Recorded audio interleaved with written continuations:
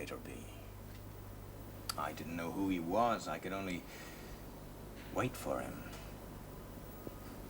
But I meant to serve Brandon Merton faithfully. What made you change your mind? What? You said meant just now. You said you meant to serve him faithfully. Well, it's no longer possible. Now he's dead. I see. There was nothing in the will for Mr. Norman Drage. Now, Mr. Merton made ample provision for him while he was alive. Irregular but substantial payments. Irregular but substantial. It's interesting. Oh, this must be almost entirely original. It's the first typewriter I ever owned. I've used it ever since. Well, I wouldn't suspect you of sentiment, Mr. Drage. You'd be right. It just stands up to a pounding better than any modern machine. May I? Yes, go ahead. I would find the lack of daylight a little trying. Has its compensations. Yes, of course. Like starting an art collection for the late Mr. Merton. He could well afford anything I took off him. Oh, yes. These 3 words were typed on your machine.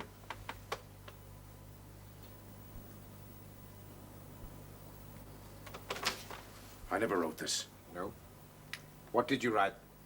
You're not going to catch me out like that. I'm not going to incriminate myself. I strongly recommend you to, Mr. Drage. Come along now. Show me what you did write.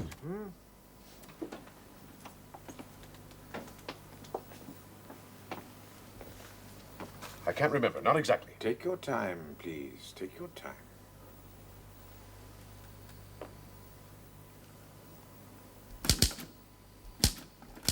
Finest enemy a man could have, the Red Indian.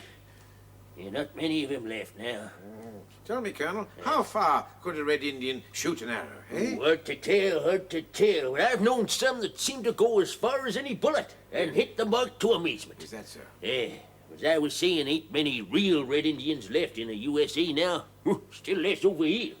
No, but if there had been. Oh, if by some chance there had been an old Indian marksman with my old bow hidden in them trees hundreds of yards beyond Brander's out of war. Hundreds of yards?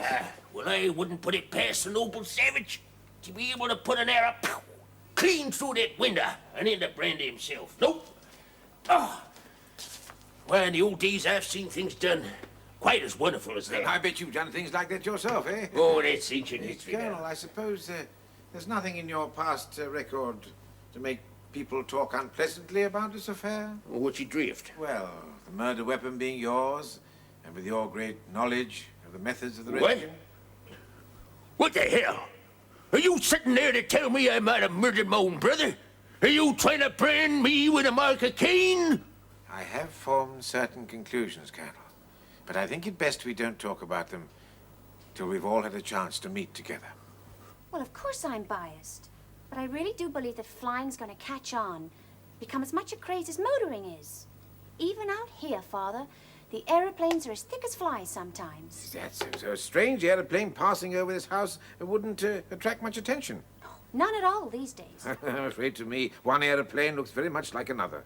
No, Father, they're as different as people. But to people who know about these things, your airplane would be instantly identifiable, hmm? Yes. It's a very distinctive model in any case. Yes, I see. But supposing it were a different, oh, what's the word? A different pattern of airplane, then you wouldn't be recognized. No, I suppose not. In which case, of course, you could fly unnoticed, very close to your uncle's window, close enough for practical purposes. My God. What are you suggesting? No, my dear, no, Miss Petra. I'm collecting suggestions, that's all.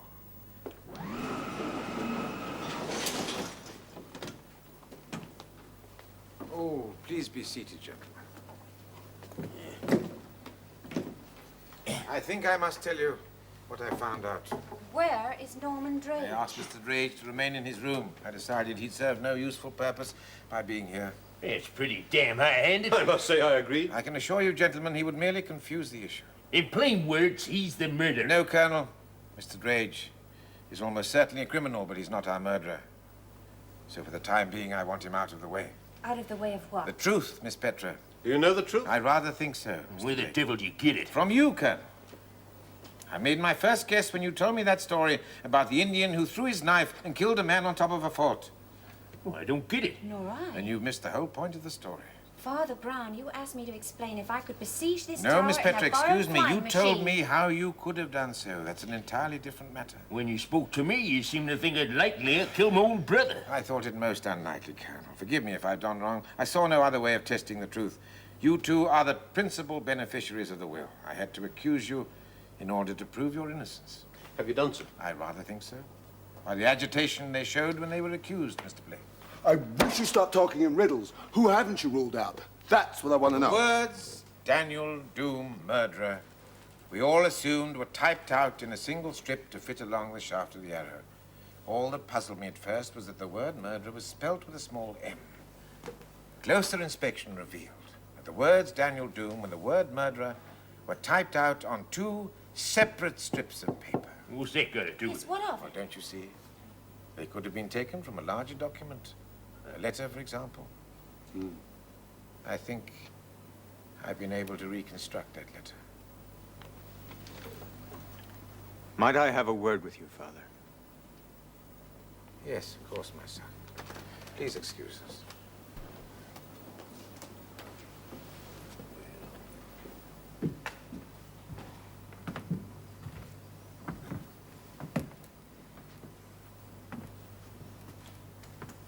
Father. Yes, yes, I know.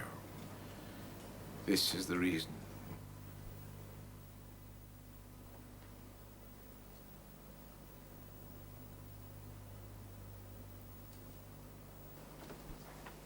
I'm afraid I have some very serious news. Mr. Wilton, whose real name is John Wilton Horder, Order? has succeeded in identifying Daniel Doom. Well, who is he? Well, out with it, He's man. Out taken with a it. terrible responsibility, and I'm afraid it lays an equally terrible responsibility on us. He's tracked down the criminal, the man who murdered both his father and his uncle. He's taken the law into his own hands. He's killed Daniel Doom. Well, if that's the case, he's Could he done have? a good day's work. You never said a true word, Colonel. Well, forgetting for a moment I'm a lawyer, I must say I heartily concur. I'm afraid I can't agree with you, gentlemen.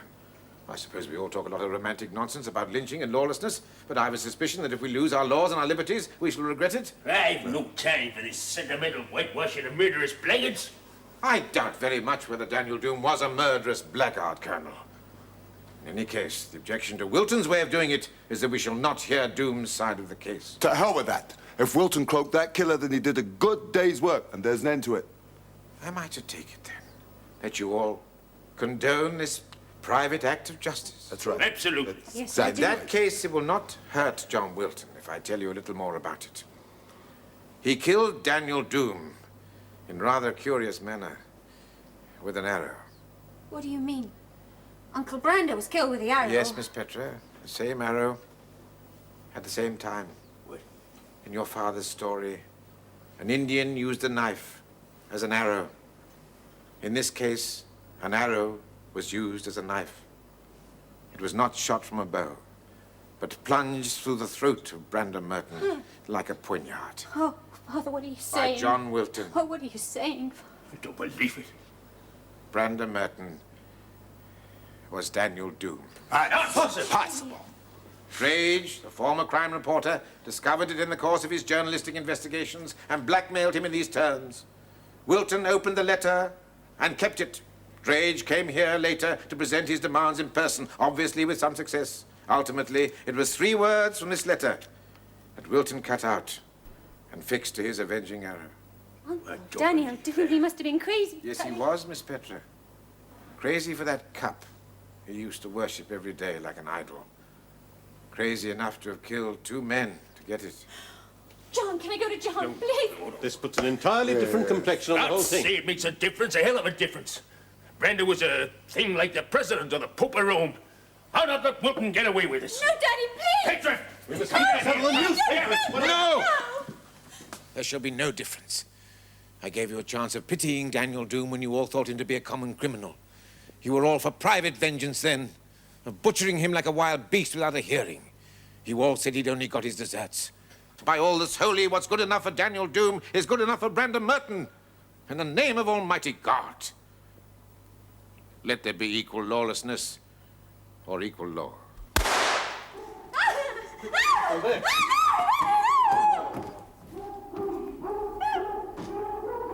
In any case, it's too late now.